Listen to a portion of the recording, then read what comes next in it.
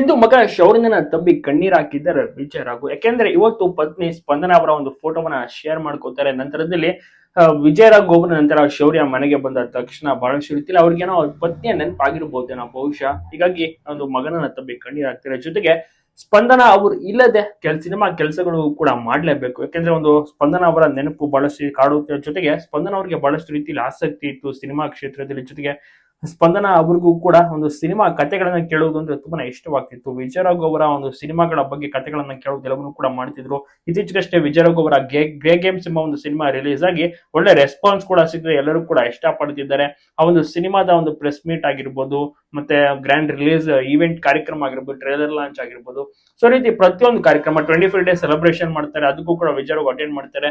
So ಈ ರೀತಿ ಸಾಕಷ್ಟು ಕಡೆ ಅಟೆಂಡ್ ಮಾಡ್ತಿದ್ದಾರೆ. ಆದ್ರೆ ಇದರಲ್ಲಿ ಸ್ಪಂದನ ಅವ್ರನ್ನ ತುಂಬಾನೇ ನೆನೆಸಿಕೊಳ್ತಾರೆ, ಮಿಸ್ ಮಾಡ್ಕೊಳ್ತಾರೆ. ಸ್ಪಂದನ ಅವ್ರು ಇರ್ಬೇಕಾಗಿತ್ತು ಅನ್ನೋ ಒಂದು ಸಕ್ಸಸ್ ನೋಡಕ್ಕೆ ಅಂತ ಕೂಡ ತುಂಬಾನೇ ಮಿಸ್ ಮಾಡ್ಕೊಳ್ತಾರೆ. ಇದೇ ಒಂದು ಟೈಮ್ ಅಲ್ಲಿ ಶೌರ್ಯನ ಹತ್ರ ಎಲ್ಲವನ್ನೂ ಕೂಡ ಶೇರ್ ಮಾಡಕ್. ಯಾಕಂದ್ರೆ ಈಗ ಮನೇಲಿ ಇರುವುದು ವಿಜಯರಾಘು ಮತ್ತೆ ಸ್ಪಂದನ ಇಬ್ಬರೇ. ಸೊ ಹೀಗಾಗಿ ವಿಜಯರಾಘು ಅವರಿಗೆ ಶೇರ್ ಮಾಡ್ಕೋಬೇಕು ಅನಿಸ್ದಾಗ ಮಗ ಶೌರ್ಯ ಹತ್ರ ಹೇಳ್ತಾರೆ. ಅದೇ ರೀತಿ ಶೌರ್ಯ ಮಾತನಾಡಬೇಕು ಅಂದಾಗ ತಂದೆ ಹತ್ರ ಇಬ್ಬರೇ ಈಗ. ಸೊ ಈ ರೀತಿಯ ಒಂದು ಒಡನಾಟ ಹೊಂದಾಣಿಕೆ ಎಲ್ಲವೂ ಕೂಡ ಇದೆ. ಒಂದು ಫ್ರೆಂಡ್ಶಿಪ್ ರೀತಿ ಇದ್ದಾರೆ ಶೌರ್ಯ ಮತ್ತು ವಿಜಯರಾಘು ಒಬ್ರು. ಸೊ ಒಳ್ಳೆ ರೀತಿಯ ಒಡನಾಟ ಕೂಡ ಇದೆ, ಬಾಂಧವ್ಯ ಕೂಡ ಇದೆ. ಮಗನನ್ನ ತುಂಬಾ ಚೆನ್ನಾಗಿಯೂ ಕೂಡ ಟೇಕ್ ಕೇರ್ ಮಾಡ್ತಿದ್ದಾರೆ. ಸ್ಪಂದನ ಅವರನ್ನ ನೆನೆದು ಇದೀಗ ಮಗನನ್ನ ತಬ್ಬಿ ಕಣ್ಣೀರ್ ಹಾಕಿದ್ದಾರೆ ವಿಜಯರಾಘು. ನಿಮ್ಗೂ ಕೂಡ ವಿಜಯರಾಘು ಇಷ್ಟ ನಿಮ್ಮ ಒಂದು ಅನಿಸಿಕೆ ಅಭಿಪ್ರಾಯವನ್ನ ತಪ್ಪದೆ ಕಮೆಂಟ್ ಮಾಡಿ ತಿಳಿಸಿ.